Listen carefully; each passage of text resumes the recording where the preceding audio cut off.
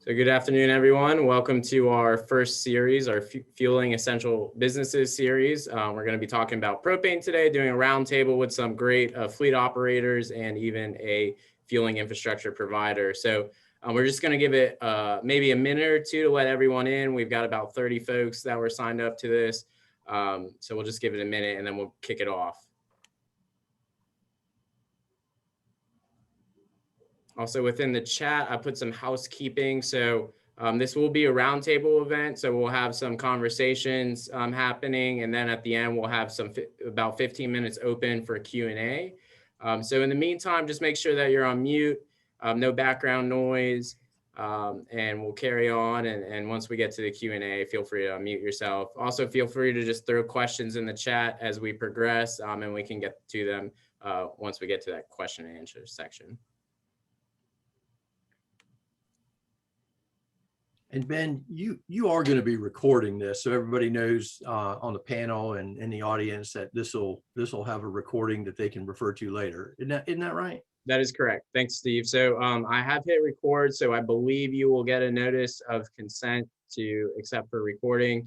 We'll upload this on our YouTube page, the South Carolina Energy Office YouTube page, where you can access it later and use it as a resource. And we'll also follow up with the slides and contact information for folks. So it's about 1:02. We got some folks filing in, so I'm going to just kick it off. So welcome, everyone. This is our first edition of Fueling Essential Businesses. We're going to be talking about propane today. We're hosting a Propane Autogas roundtable with some fleet operators and fueling infrastructure providers. So my name is Ben Kessler. I'm the coordinator of Palmetto Clean Fuels, as well as the Clean Transportation Specialist for the Energy Office here in South Carolina. And so on our agenda today, I'm just going to give you a quick background. I got a couple slides to run through. Then we're going to transition to Steve Whaley with the Propane Education Research Council, where we'll go through this roundtable with McAbee Trucking, Spartanburg Regional Health System, and Alliance Autogas. And then we'll have an open and Q&A section. So just to jump right in, everybody, just to provide a little bit of background on the Energy Office. I won't go through all of this, but we are a division of the South Carolina Office of Regulatory Staff. We get our funding through the federal level, through the State Energy Program and the Clean Cities Program. And we help folks understand technologies that are out there. So energy efficiency, renewable energy, and clean transportation. Those are our three main focuses.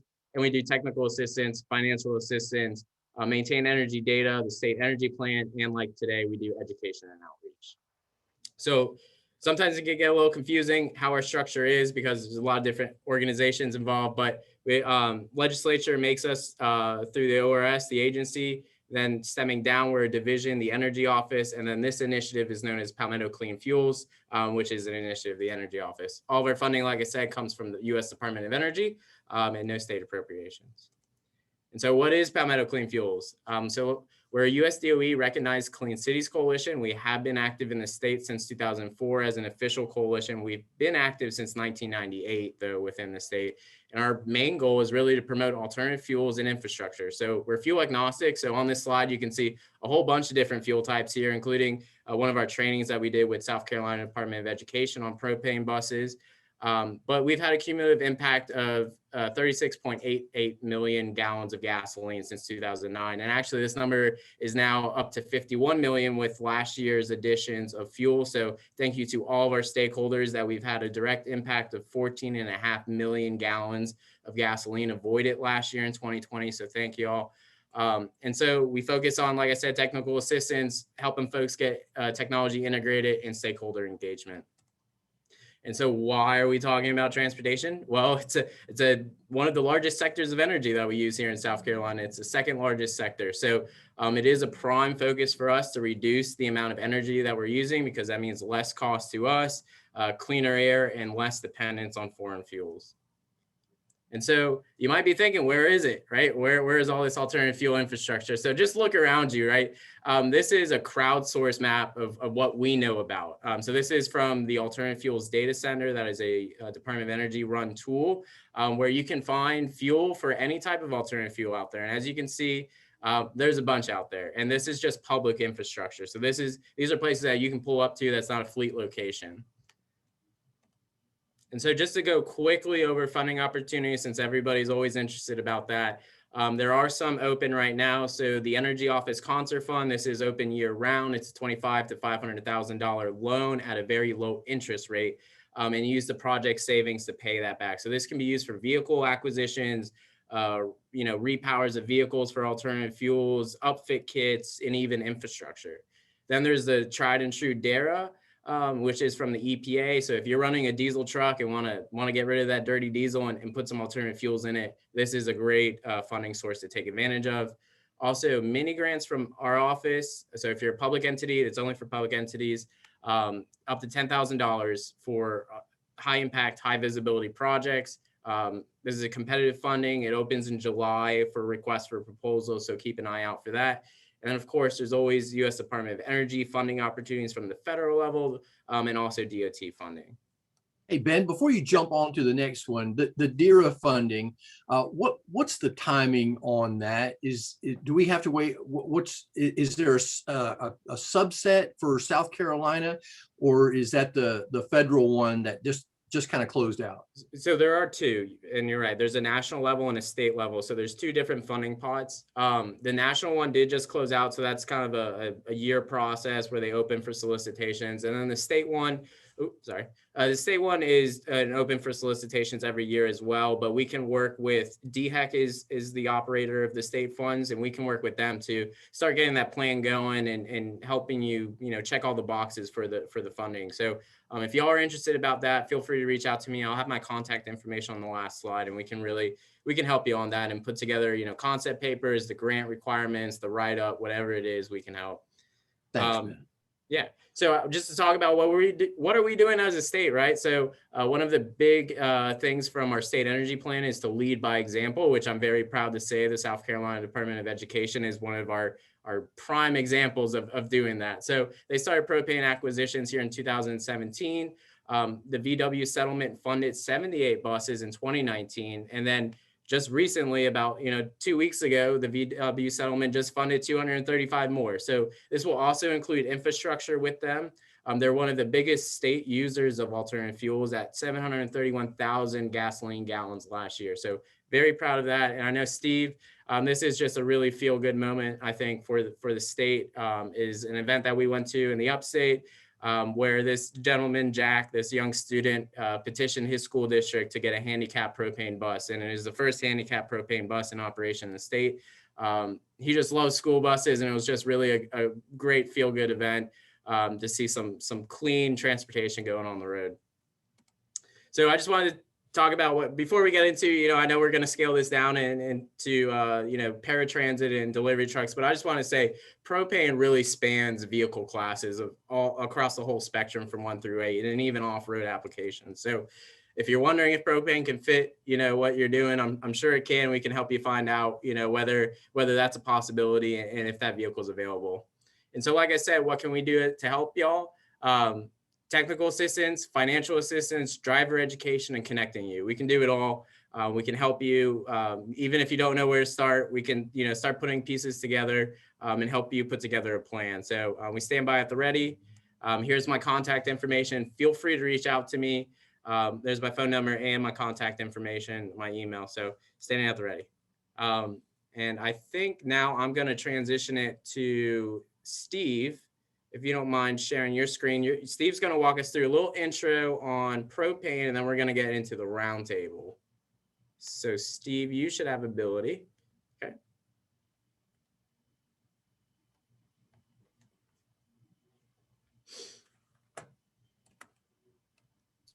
Is my screen showing up now?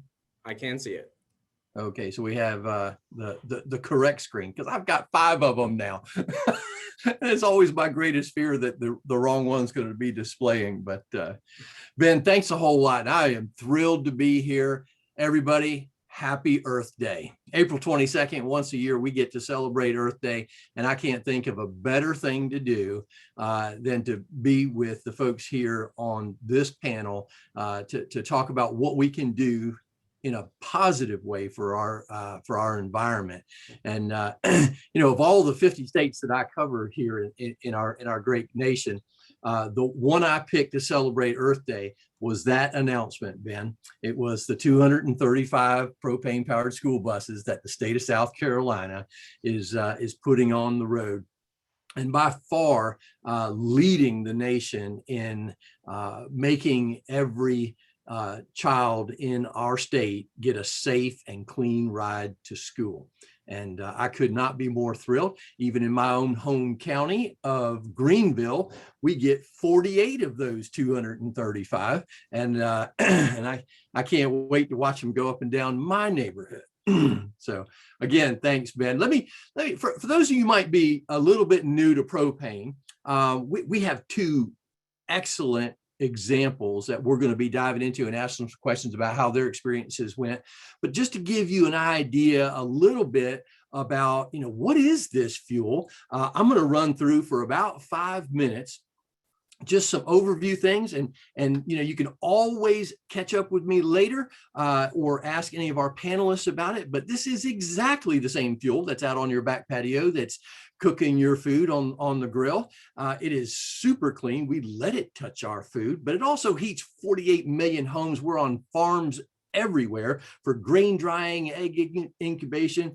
We were in forklifts long before EPA even started regulating emissions, because it was just common sense. Propane is so clean that you didn't get the carbon monoxide that you get out of gasoline and diesel, and people just didn't get sick and die inside warehouses. But as Ben had on his slide, there's a lot of commercial mowers out there too doing exactly the same thing. We have two sources for propane.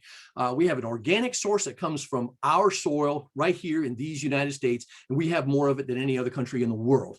We also have some renewable sources, what we'll talk about here towards the end too. But what the important thing is they're both non-toxic. They cannot contaminate the air, soil, or water resources. You can't spill it. It will immediately evaporate, and it has none of the greenhouse gases, evaps that are going to contaminate our air source. So why are fleets choosing it? These are the reasons we're going to go over today with our team here. Everybody has a path to zero, and I applaud every single alt fuel that's going into our technology developments today. EV has come a long way. We have a tremendous amount in heavy duty with natural gas. Fuel cell technology is one of my favorite, and I can't wait until that becomes a little bit more of a reality. But all of us have a path to zero, and nobody has achieved it yet. Even though some might be claiming so, but we have emissions at different stages of that transportation life cycle. And we're all working very hard to get that as close to zero as we can. In particulate matter, propane is already there. We started off on a super clean highway for virtually zero with particulate matter. So none of the particulate matter filters that are on the diesel engines today exist in the propane environment. We're 96% of the way there with our nitrogen oxide reductions. This is the nasty tailpipe stuff that actually hurts our respiratory systems. And with our 0.02 best in class propane, we are 96% better than the best in class diesel. Not a comparison to the 12-year-old vehicles that are out there, but I'm talking about the best in class diesel. We're 96% better. Greenhouse gases, we are making huge strides, especially with some new engine technologies. We're all over the place with applications in law enforcement, first responders, school buses, delivery. We're going to highlight two of these manufacturers today, but all of these provide solutions in vehicle platforms. We're going to be talking about Roush Cleantech as well as Alliance Autogas. One is OEM and one is an aftermarket. So you don't have to wait until you're buying new vehicles to add on a system for running on propane if your already existing gasoline vehicles are in place. School buses is where we've had the greatest amount of success. All three school bus manufacturers offer propane in their options. 22,000 of them on the road today, with over 1,000 school district operators moving over 1 million kids every single day. Just to give you a little bit of idea, a lot of pencils come out on this one, because if a diesel bus and a type C bus is $100,000 configured the same way, propane's 106, all the way up to 350 for the same bus running on electrical. That's a proportion that we need to keep in mind when we're trying to move 490,000 buses nationwide into a cleaner space, and how much more we can do. Volkswagen settlement monies, we were just talking about and celebrating South Carolina's deployment of that. But overall, on a national scoreboard, as of January 31st, we have over 1,300. Now it's going to be 1,500 and some, thanks to you, Ben. But you can see how right side up an equation it is for deploying the number of vehicles compared to the dollars spent. And if we're trying to make a difference, moving more old diesel vehicles off the market and replacing them with new that we can get 96% of the way there is a much better value. So what are the markets propane does best with? EV owns the passenger market. It is a great solution for light duty passenger vehicles, for range and for being able to charge up and making all that happen. CNG is awesome for the tractor trailer class 8, moving the long haul as well as the regional. But propane owns that medium duty market. That class 3 through 7 is our sweet spot for being able to take care of range, as well as being able to have enough energy on board to take care of those needs. We have some highlights with food and beverage. Nestle has over 1,000 of these going on now, with 4,000 being with Schwann's. We're going to be highlighting paratransit today. Mr. Eddie, I'm looking forward to what we're going to be talking about you. But this is actually one up in Delaware with several hundred operating on propane, but they use about twice the amount that a school bus would use. So they're saving twice the cost of the fuel, and they're saving twice the emission reductions that they're doing as well. Just to give you an idea, I recently tapped one of our fleets to ask them, hey, have you gotten quotes on this paratransit vehicle and what it would cost? And there's a slight increase for propane, but a slightly higher increase for EV. So it gives you a proportion of where that can go. We're going to be talking about Lisa and the United States Postal Service contractors today and her fleet and all the others that are out there. But as far as infrastructure go, we have several options. We can do mobile fueling right on site. This is not the most cost effective, but it does allow the city of Boston, who can't put any fuel, propane, diesel, or anything, and they were fueling all 400 of their diesel buses before they switched them all over to propane, and they have the same wet hose fueling that they're doing there. A lot of folks will use temporary, and I know Lisa had to do this with hers because she got her vehicles in before her infrastructure, but that didn't stop her from being able to deploy them on there. And we also have the typical station is set up on site. We have a lot of public, 3,500 of them, but most, even more than that, are private, in your own facility, so you don't have to go stopping into the convenience stores to fill up anymore. And if you get several hundred of these vehicles in one spot, we can put some 18 or even 30,000 gallon tanks in there. Happy is going to be discussing a little bit more about how that fuel and contracts and how do I afford getting the infrastructure. But we have lots of options for dispensers, even going to the convenience store. The cost of that infrastructure for 10 vehicles, just to put it in proportion, is about $40,000 for the equipment for propane, but you're going to be in the hundreds of thousands of dollars for CNG and electric, and those are fixed. We can use the same dispenser, just change out the storage tank and take care of larger fleets. Just like Ben was mentioning with the alt fuel station locator, I use the mobile app, Ben, because my pickup truck goes all over these United States, and I am constantly routing and mapping out and getting fuel wherever it needs to be.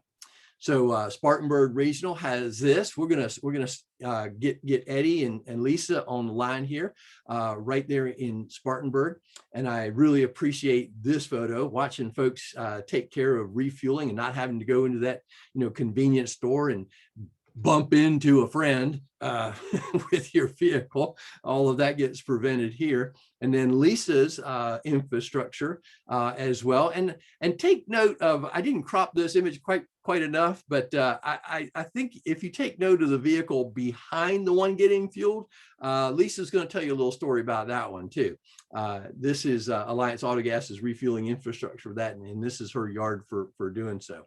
Let's go ahead and get started. If you wouldn't mind, Eddie and Lisa, turning your microphones back on, and we'll go ahead and get some of the questions I have about it. Eddie, we'll start with you. Yes, sir. who are you? And you're managing some vehicles for the Spartanburg Regional Healthcare System. What's going on there? That is correct. Welcome, everyone. I'm Eddie Leonard. I am the operations coordinator for Spartanburg Regional County Transportation Department. Are we good? We are good. How many vehicles do you have in your fleet that you're responsible for, Eddie? We're running about 40 vehicles at this time. Those, and we have about 14 of those that are propane equipped. And the reason being for that, we have two different funding sources. So we get funding from the FTA as well as from the hospital system itself. I must say, I'm glad to say that we just ordered 2 new units, and those 2 new units will be facilitated as propane as well. So we should have those up and running around July. Sweet. Very good. Very good. Lisa, give us a little profile of your fleet before I start diving into some questions with both of you. Who are you, and what's going on with your fleet? What do you do? Well, McAbee Trucking is a contract for the United States Postal Service. This year, we'll be a contract for Postal Service for 50 years. My husband's father started in 1971, and so 2021 is our 50th year. We currently run contracts out of North Carolina, South Carolina. We have plant to plant where we do the tractor trailers. We have plant to AOs, to area offices, where we bring the mail to the post office, where your carrier gets them and delivers the mail to you. We currently have 6 propane autogas trucks on those routes. And they're going from plant to area offices. We currently, like you said, have our infrastructure right there installed and running. And we've been trying to get our sustainability plan going and getting more vehicles in the last few years. And propane has became the good alternative to alternative fuels because of the cost reduction for the vehicles, the fact that we can have our infrastructure at our own sites, and just the availability. And it does help with our sustainability plans. Okay, and your headquarters there is in Blacksburg, South Carolina, Blacksburg, correct? South Carolina, yes. Okay, I know you have routes that go outside of the state and so forth, but one of the things that I find very interesting about the contractors and your peers around the country is you handle 70,000 of the 92,000 routes the United States Postal Service has. So by far, you and your colleagues move way more than the actual United States Postal Service does. Yes. And even though you're not doing that first and last mile, like the Postal Service says, you're doing everything in between. All of the distribution going between those post offices, you guys, and I think you're actually moving. How many cycles per? I know you're operating 6.5 days a week, but how many cycles do you go back and forth from Charlotte to Greenville every day? It's 34 trips day and night. It's 7 days a week now. Okay. It's 24 hours a day now, 7 days a week, 365 days a year that we're running down I-85 to Charlotte to Greenville, Greenville to Charlotte.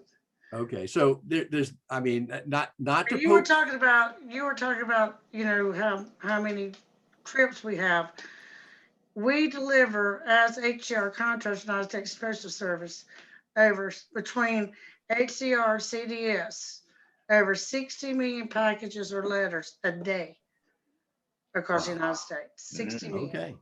So I imagine you're going through a little bit of fuel. So I'll let you look up some fuel records while I ask Eddie another question. Now, who is riding your in your vehicles, and where are they going? Is it who's getting on board? I see the wheelchair access in the picture here too. So who is using the Spartanburg Regional Healthcare System? I know Lisa's moving some packages. Who are you moving?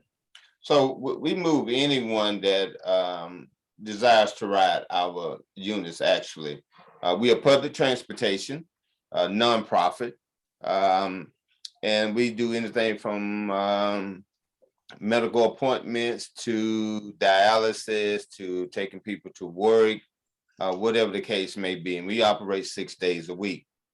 We also have overnight service on the weekend for discharges from the hospital as well. It's a very vital transportation system in this community, Spartanburg area. Since we service 4 counties, if you know anything about Spartanburg, it's kind of a rural area. So those people really need the transportation. And that's what we are making our presence known that we are available to the community. Okay, So, and so it's not a route, it's actually a point to point. So you're picking people up at a designated area and take them to a designated destination that they need to be at. absolutely, it's a demand response situation here, and Okay. it works very well. We are hopefully moving to somewhere in the near future where you could call today rather and say, hey, I would like a ride this afternoon. We're trying to get to that level of service. As I Sure. stated earlier, very much needed service. Even during the pandemic, we was able to still provide some level of service, even though at a reduced rate, because we still had those demands of medical appointments and dialysis and things of that nature. And people, What was the motivating factor? I'm sorry, Ed. What was the motivating factor for you guys to start looking at alternative energy in your transportation? What kind of, because every fleet person I've ever talked to out there is, they're very hesitant about making any change because they need to keep their duty cycles. The mail has to get moved. People need to get to their appointments at hospitals. What motivated you to look into an alternative? Well, in 2015, we had the opportunity. They had did a study prior to me arriving here, but once I arrived and got on board with everything, the flexibility it gives us. Say, for instance, in 2016, when Hurricane Irma hit infrastructure down in the lower part of the state, well, with the propane, we was able to continue to fuel and still provide the services down in that area, even though that was not a area that we operate in. But as a response to that situation, then we was able to go there, fuel up at a propane station there, and continue to run and provide those, moving the individuals in and out of those hot spot areas, for lack of a better word. But that was one thing. And of course, our carbon footprint within the community, it helps as well. Here, what I have realized, a lot of drivers somewhat have, and clients, they have a health issue. They may be smelling gasoline or whatever, the fumes off the gasoline, but the propane burns totally different. And even though it may have some effect, it's not having as much as an effect. Well, I see that that wheelchair access on these vans is very, very close to where that tailpipe is. And with someone sitting in a wheelchair, they're that much closer to the ground. So I applaud you for making that a much cleaner environment for those getting in and out of the cutaways that you use in your fleet. Absolutely, absolutely. And we do listen to what our passengers say with some feedback from them. It has been a thumbs up for us thus far, as we have been since we employed the propane technology to our units. Sure. How do your drivers, before I move on to Lisa with a question, how do your drivers like, the operating on propane? Because we have 2 technologies represented today. One is a monofuel dedicated that Lisa is using. I believe it's with Roush Clean Tech and Ford. But Eddie, you're using a bifuel system that allows you a little more flexibility, operating on gasoline if you need to. But most of the time you're running on propane because of the fuel cost savings, I know.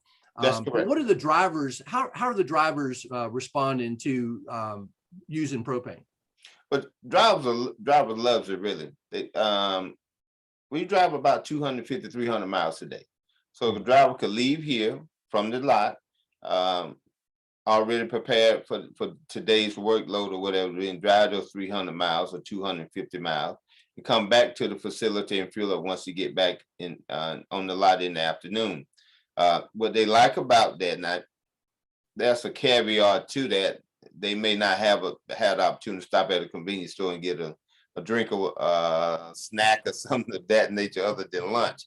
But as far as dealing with the fuel itself, gasoline, they love just going out and coming back here refueling, because each and every time they get out of the bus, it's a wear and tear on them. Absolutely, because it's just one of those things, up and down all day. So the least that they can do that, the better they are. I mean, if they can do it here at the last stop, they are fine with that. Great. Great. Hey, Lisa, I know that, you know, you mentioned the number of routes, the 7 days a week, and how that's going in. The ranges that you have are not unlike what Eddie's doing with, you know, 200 miles plus on your routes.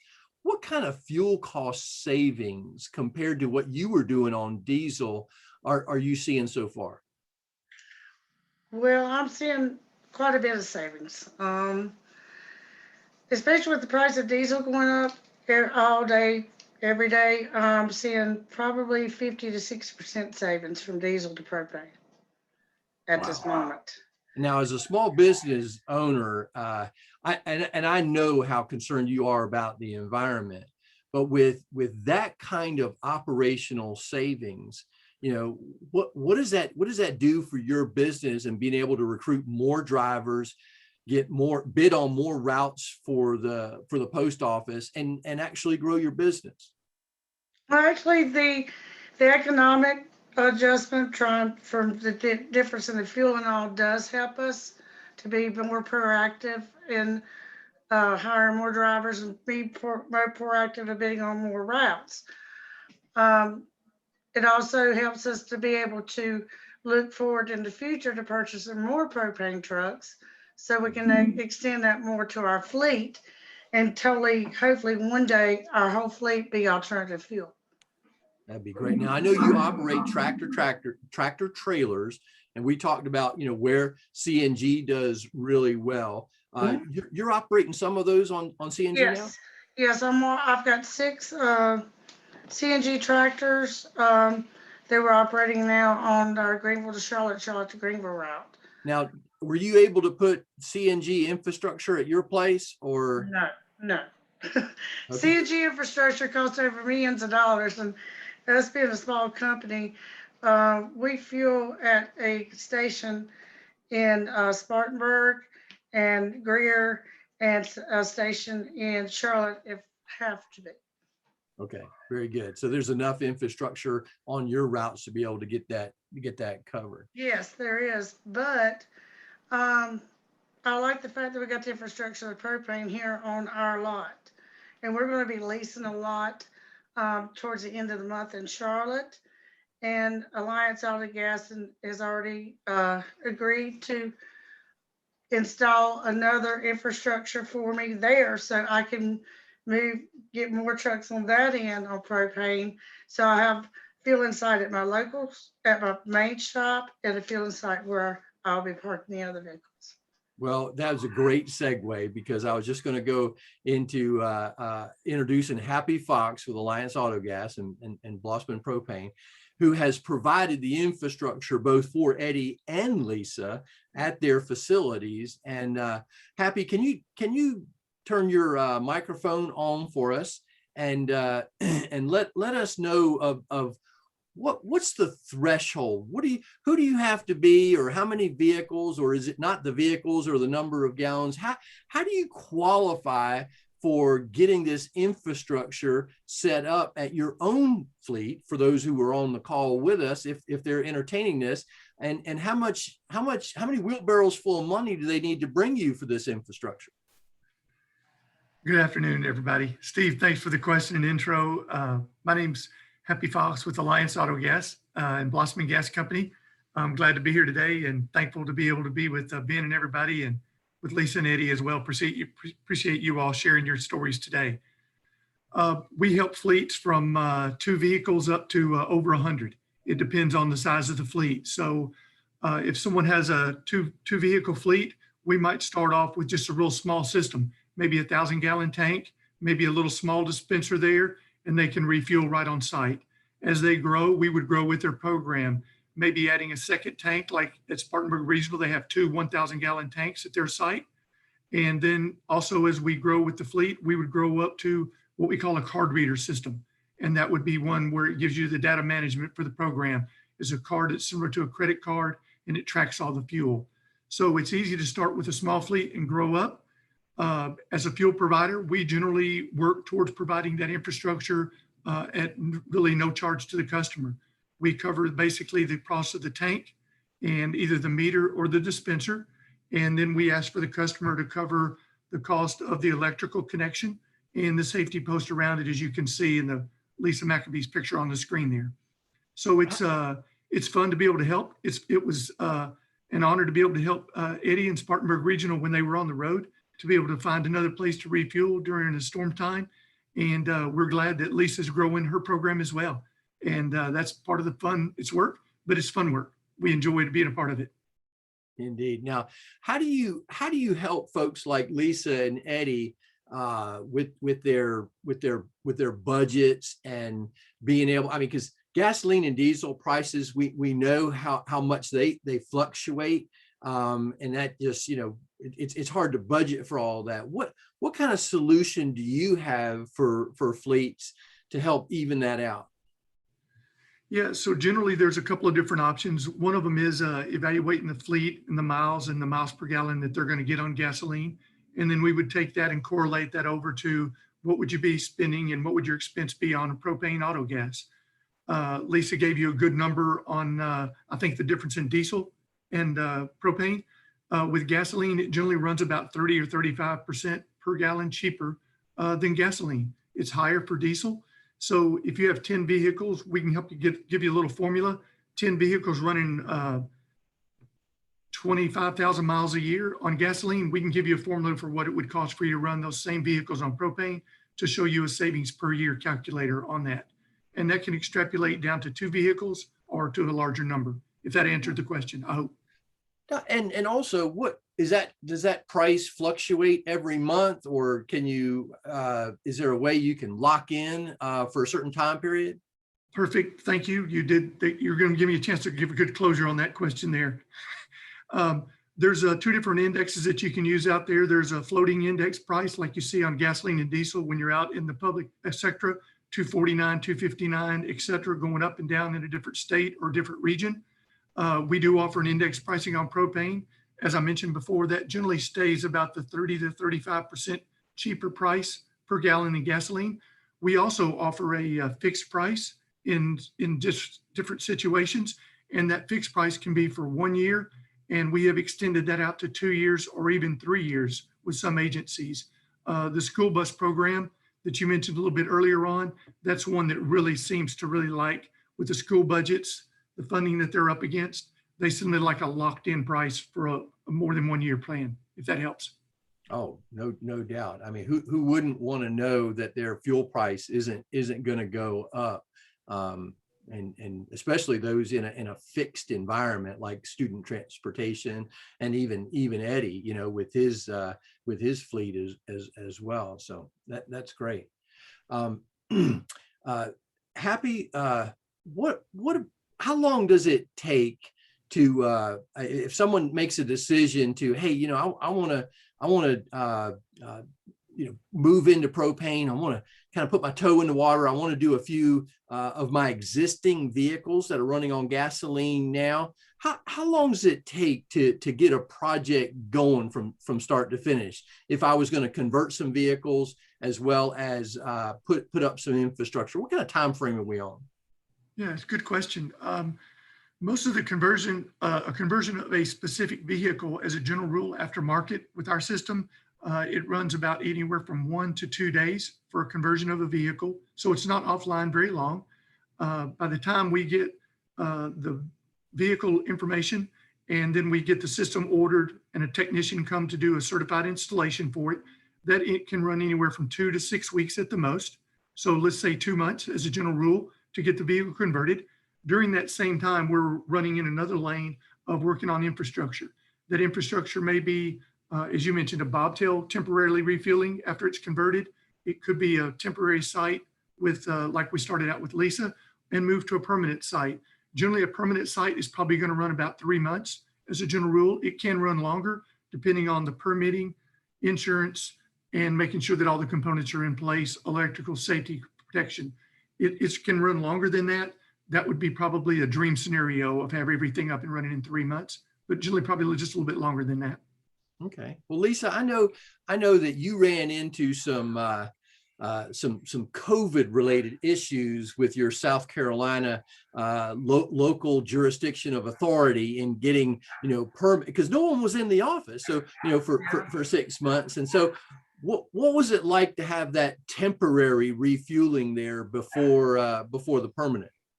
Oh, it was a lifesaver. Before I would have to, there is a fueling Blossman gas in between my home base and Charlotte, but I'd have to get off the interstate, fuel there, take long, get back. That'd take quarter hours. But with the mobile fueling, the right there, the temporary fueling, I didn't miss a beat. I kept rolling and I kept coming back and fueling just like I would when I had my permanent. So it was a great fix for me. The one thing I also, when Happy was talking about the price lock-in, being a contract of the United States Postal Service, I lock in my contracts for 4 years. So whatever I put on that fuel line, I have to have for 4 years. It can't fluctuate with alternative fuel like it does with gasoline, because the Postal Service only indexes diesel or gas. They do not index CNG or propane. So I have to lock in my price for the extent of my contract. So I know that I'm definitely going to have that constant price until I go through renewals and I have to go up or go down. So that is a good help with that too. All right, Eddie, I got a question for you. You've got some, you started off with one tank and then another tank was added to it, using the same dispenser, but just having a little bit more storage on site. Do you have to go out there every day and look at the gauge and find out, what that fuel level is, or is, what happens there? No, we've been getting excellent service from Happy Fox and his team. They are here at least once a week, fueling things up for us, keeping us going. Just to add another footnote, with this type of fuel, it extends our routes as well. When we are out there providing service. But as far as going out checking the gauges, I do walk out there just for safety reasons, because we want to keep things pretty much intact there. And the safety has been very good as we have since we had the installation, the infrastructure installed. So it's been very well, very effective, and it's a positive note for everyone that utilizes it. Sure. Okay, I'm going to try and stay on time here, Ben. I know you wanted to open it up for questions from the audience. We can go to 150. I'm really enjoying this. Eddie, I wanted to comment on you. My neighbor's sister has to go to a special class or something every day during the week. So I see one of your vans coming through my neighborhood every morning and coming through my neighborhood every evening. And I'm liking that it's propane, by the way. All our units are not propane outfitted. However, we are headed in that direction. Good answer, Eddie. Very good answer. And the one thing I got to say about Alliance Autogas, when I was looking for my provider, and I asked everyone, I said, when you deliver my propane, are you going to be delivered in a diesel truck or a propane truck? Well, if they deliver my propane with diesel, that would be kind of hurting my sustainability plan. So, right. Alliance Autogas delivers in propane trucks, so that's a plus. Yes, it's definitely a plus. But Happy, like I say, Happy and his team, they're always on point.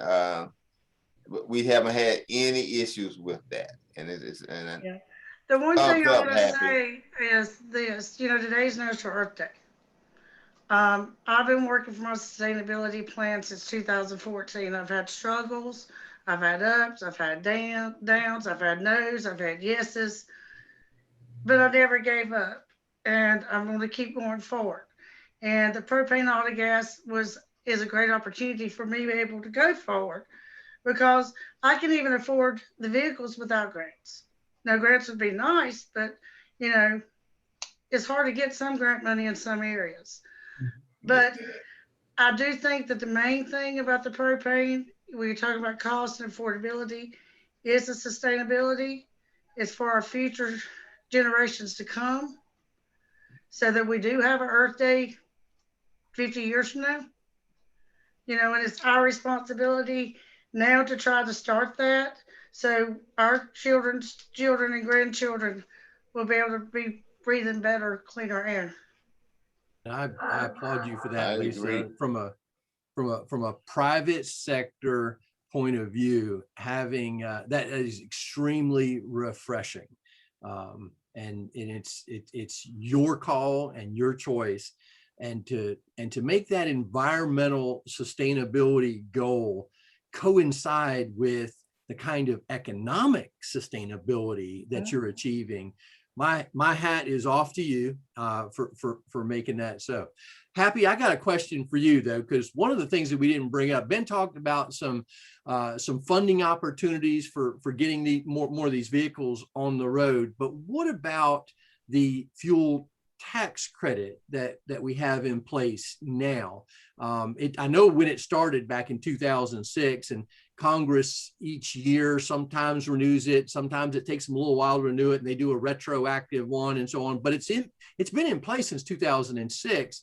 Tell us a little bit about that vehicle fuel tax credit, and who qualifies for that. You know, what if you're not a taxing commercial fleet? I mean, who does this credit go to, and how does it work? That's a good point. Thanks for bringing that up. In the alternative fuel tax credit is I think it's technically 36.369 cents per gallon of propane. So if you use 100 gallons of propane, or 1,000 or 10,000 or whatever, at the end of the year, that amount of tax credit would be applied to your account. It can be given to you in the form of a check via your propane supplier, or it could be credited to your account each month. There's two ways to work that credit, but that is an additional savings of literally, let's just say 37 cents per gallon. It applies to both public and private fleets. So if you're a private business such as Lisa, you would pay your normal taxes for your fuel, state and federal, and then each month or at the end of that year, you would be able to apply for that tax credit of 37 cents per gallon. And then if you're a municipal or a public entity, even though you're not paying that, there is a little bit of extra paperwork, but you can also apply for that tax credit for your fleet as well. Pretty much the same, I think it's pretty much the same amount as well for municipals as well. We're able to help on the private side. On the public side, we just give them the information and the tools to be able to make sure they can apply for it. But it's a really good benefit. Yeah, I've heard that there's two forms. One IRS forms. One is used for signing up and getting your all fuel tax credit number, and then you use that number on the second form to get it. And I remember in Greenville County, when they had an 18,000 gallon tank there, and they were getting hundreds of thousands of dollars.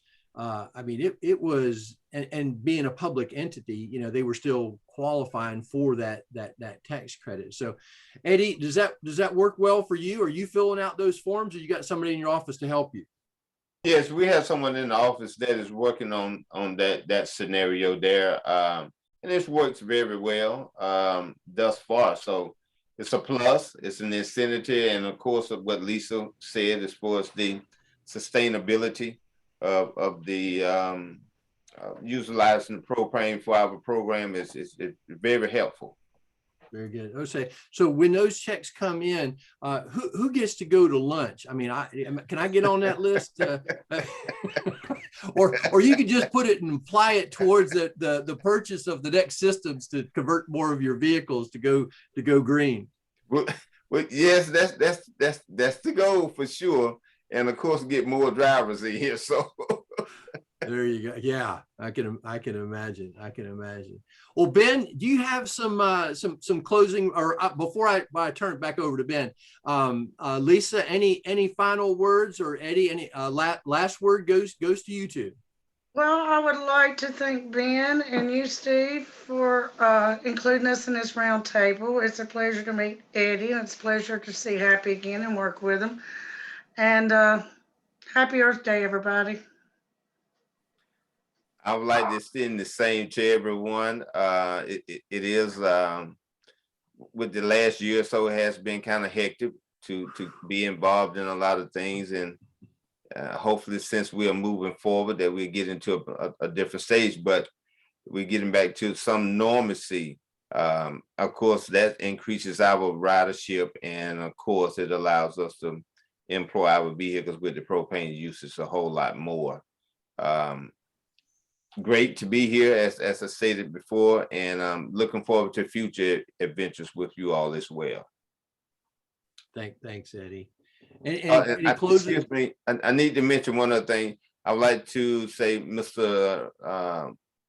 Jimmy Riley, he's our manager, and Charles Jennings is part of the management team.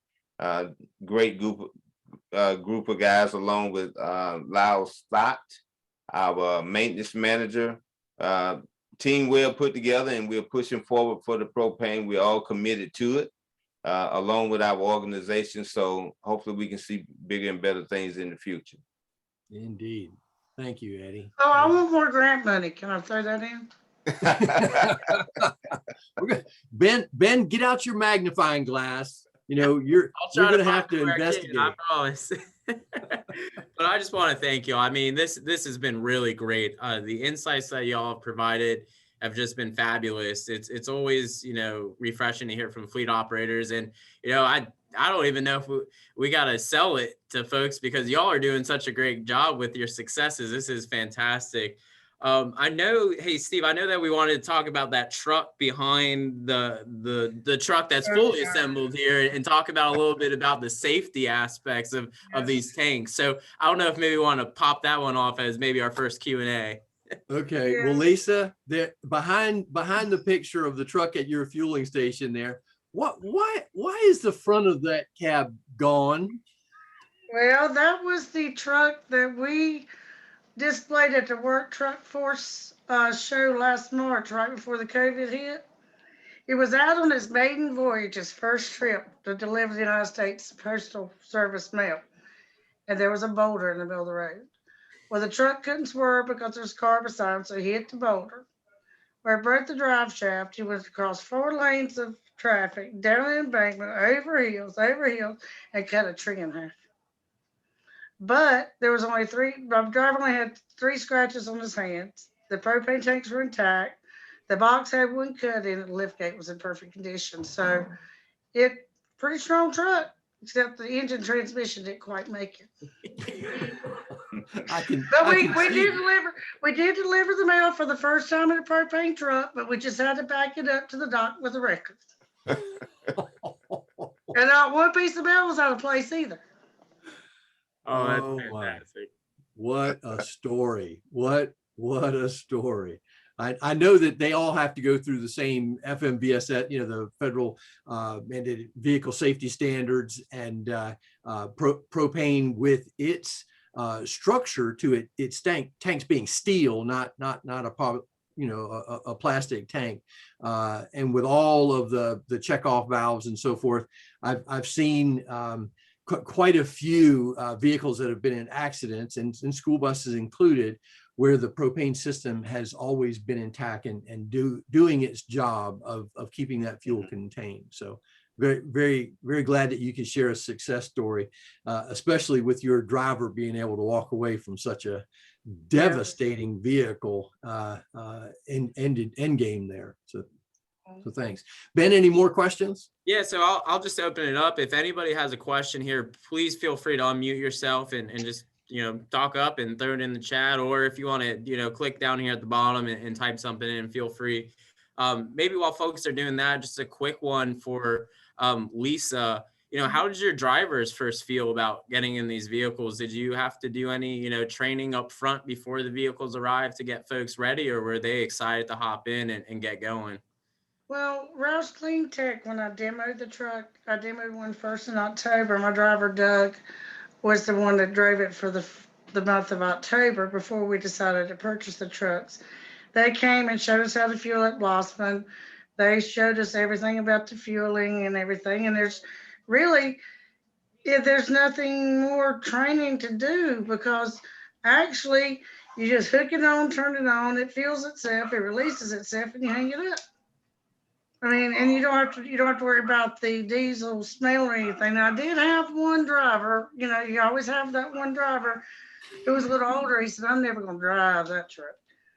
Well, guess what? He had to drive it one day just because of necessity. The next morning he called me and said, can I drive that truck every day? I said, I told you what you got in it is quieter. It runs smoother. It doesn't have a smell. You don't smell like diesel the rest of the day. I said, I knew you were going to love it, but you just had to try it for the first time. So, no, my drivers, it makes them proud to get in it, and that they're making a difference too. So, well, Lisa, let me ask you this. You have, before you had your own fuel site, where were your trucks and drivers going with your diesel, and how has that changed the economics and the time frame now? Well, they were going to 2 different locations to fuel, and you have fuel programs and you get discounts.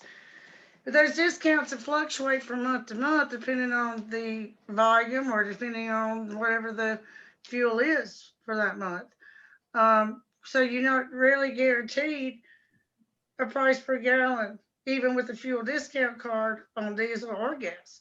Well, did they have to wait in line at they had to wait in line for me to pay more too. So now they don't have to wait in line. They can fuel right here, and I'm paying a lot less. It's pretty bad when you have to wait to be able to, and you're waiting to give them more money. Now I don't have to do that. It's always hard to find a win-win-win, but this is looking like it. Yeah, it's win-win-win. Thank the Lord. And the one thing about it is it cuts out quarter hours, quarter time. And my drivers, they come straight here. They don't have to.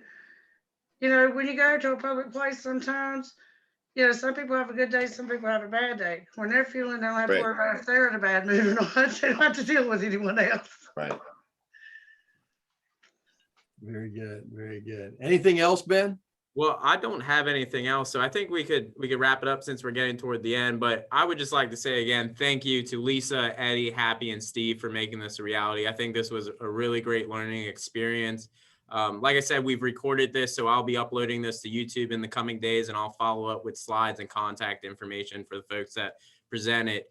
But again, thank you. Happy Earth Day. Thank you for all your efforts within South Carolina and throughout the nation. Happy to see more alternative fuels on the road. And Ben, at any time that you have anybody that calls with questions or anything, I'm sure Eddie will say the same thing. We'll be willing to talk to them and promote it even more if you go and try to get more people using propane and more alternative fuel in the state of South Carolina. Awesome. Thank you. And we'll be more than happy to provide a ride only at the request. Will do. Thanks, Eddie and Lisa, for your stories today. Steve for moderating, Ben for directing everybody, and for everybody joining us. Good day today. Appreciate it. Thank you all. Thank you. All right. Take care, everyone.